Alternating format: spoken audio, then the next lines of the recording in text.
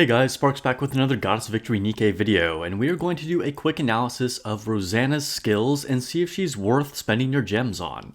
So, she is a attacker type burst 1 unit with a machine gun and electric element. I feel like I could have said that way more efficiently, but those are her basic stats here. It's interesting to see a burst 1 attacker. We don't have a ton of those. Her first skill activates when landing 100 in normal attacks and affects self.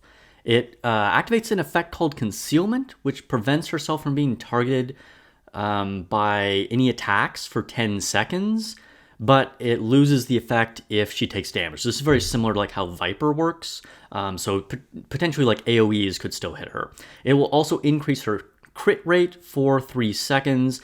It also activates after landing 10 normal attacks and affects 2 enemies with the highest attack and dispels 5 buffs, and can only activate once per battle. So kind of 2 parts there. Now the first one, landing 120 normal attacks is a lot of attacks. Now she is a machine gun, so it fires very rapidly, has a huge clip, but still that is a lot of attacks. And you know, making herself untargetable is good for survivability, but you can just use a tank. Also, increasing crit rate isn't a huge deal. I don't know, I just don't see this as being like all that useful. Now, the second part could be quite good in PvP because it's going to dispel 5 buffs. That could definitely be useful. It could also potentially be useful against certain bosses. So, I mean, I don't know, it's an okay skill. It's not blowing me away. Skill 2 activates when entering battle and affects herself again. It again does Concealment and prevents herself from being a target of a single attack for 5 seconds, and it loses the effect when it takes damage. Okay, so this is like the exact same thing here. And then it has a second part that activates when a Nikke is out of action. Again, affects herself. All of her buffs are like very selfish here. And increases her attack by 22% for 10 stacks up to 10 times for 30 seconds. Sorry, I'm trying to read this and it's like weird blue font here.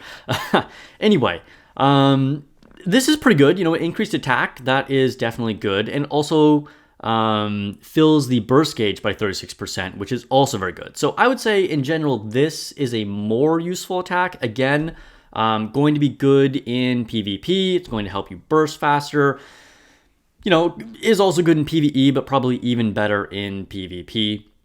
And then her burst is a 40-second cooldown, and then affects 2 attacker enemies and deals a massive 1,300% of her attack as damage. So that is a huge nuke attack on 2 attacker enemies.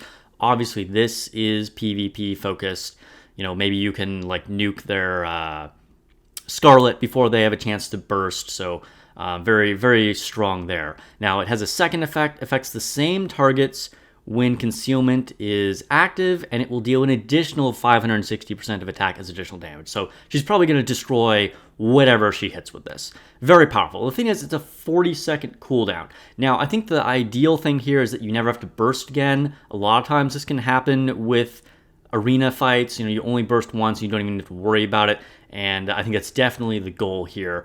Now, the thing is, we have another really good burst 1 machine gun user with a 40-second cooldown for PvP, which is Emma. Of course, Emma is kind of on the opposite end of the spectrum, where she is just really increasing the durability of your team, whereas Rosanna is all in on attack. So they're kind of like opposite sides of the same coin there.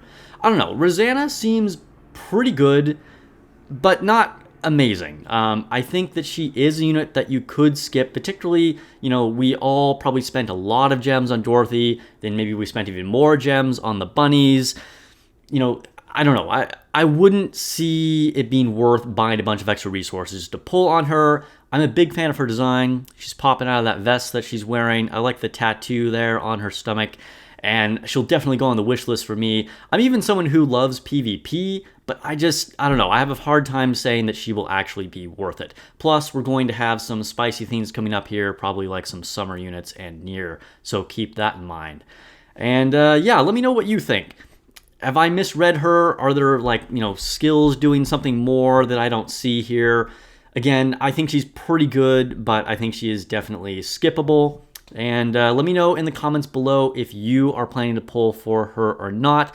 Also, check out my Dorothy review that I just released. I did extensive testing with her since she got the bug fix, so be sure to check that out up here or in the description below. And I'll catch you guys on stream tomorrow and in the next video.